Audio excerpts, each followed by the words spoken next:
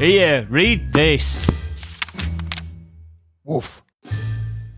Good evening. It is the 9th of December 2025, and here is your poem for the day. It's a poem collected in this book by Anne Stevenson, The Other House, which Stevenson wrote in the same period that she wrote Bitter Fame, one of the more notorious biographies of Sylvia Plath. In The Other House, Stevenson reflects on the experience of writing Bitter Fame, and in a poem called Letter to Sylvia Plath, she addresses her subject as follows. Dear Sylvia, we must close our book. 3 springs you've perched like a black rook between sweet weather and my mind. It's a very beguiling choice of words, given that the chief contention with the biography Bitter Fame was the degree to which Olwyn Hughes, that's the sister of Ted, was involved in the writing of it, filtering out reports that weren't unambivalently glowing of her brother, and not so much painting a portrait of Plath as spitting one into the fire. With this in mind, you wonder if the black rook perched over Stevenson's shoulder really is Plath, and not just a deferred portrait of the other woman who had a grip on our book, especially since a formidably crow-like cast is a bit of a visual theme amongst the Hugheses. But anyway, I am not here tonight to talk about that poem or any of the other poems that deal directly with Sylvia Plath, but another one from this collection, The Other House, much of which, incidentally, was written here in Edinburgh while Stevenson was staying at the David Hume Tower. Today's poem, though, is called What I Miss, and it's a poem that could serve as an accompaniment to Milton's sonnet on his blindness. It's a poem about going deaf. As usual, I'll read through the poem in one go, and then we'll talk a little bit about it afterwards. So here we go. What I miss is some hexagonal white seal like a honeycell. Silence I miss, the hand on the fiddle muting the vaulted arrogance it raises. The crowded hush of the conductor's lifted wand, then the chorale, walking with little empty breaths through air it praises. My air is noises, amplified by an ugly pink barnacle in my ear.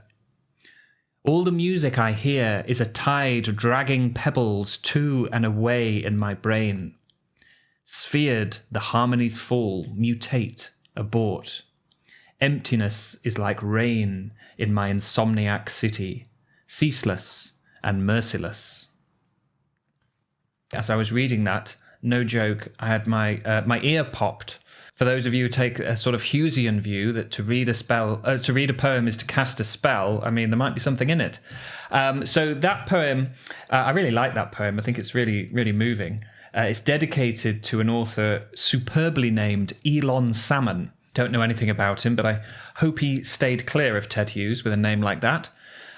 So the poem wrong foots us straight away. We might expect sounds to be lamented in this poem about going deaf, but no, instead it's silence, authentic silence, instead of the hiss from the speaker's hearing aid when there is nothing to convey.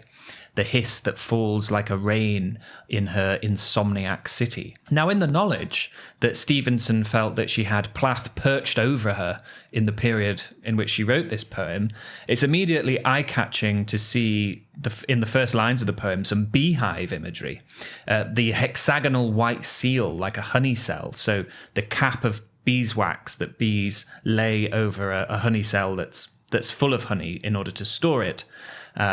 So to enclose the sweetness and from the speaker's point of view, the speaker of this poem, presumably drown out the constant buzzing industry of the hive. There is also something here of the Colossus in the title poem of Plath's first collection, the Colossus, which is emitting idiot noises, mule bray and pig grunt as the speaker attempts to dredge the silt from its throat. And even though this is a poem written in the late 80s about fairly basic technological hardware, a hearing aid, there is something about it that is reminiscent of the internet age. The ceaseless rain of information and entertainment, its pathological war on silence, and its hive-like deconstructionism, where aggregate consumer opinion and anti-intellectualism have combined to create a world which grades and gamifies art, reduces it to its data, both in the literal sense, in our streaming world, reducing music to data to send it around the world, but also to render and convey its quality in metrics, so that the swell of music is reduced to a tide dragging so many pebbles to and from your brain.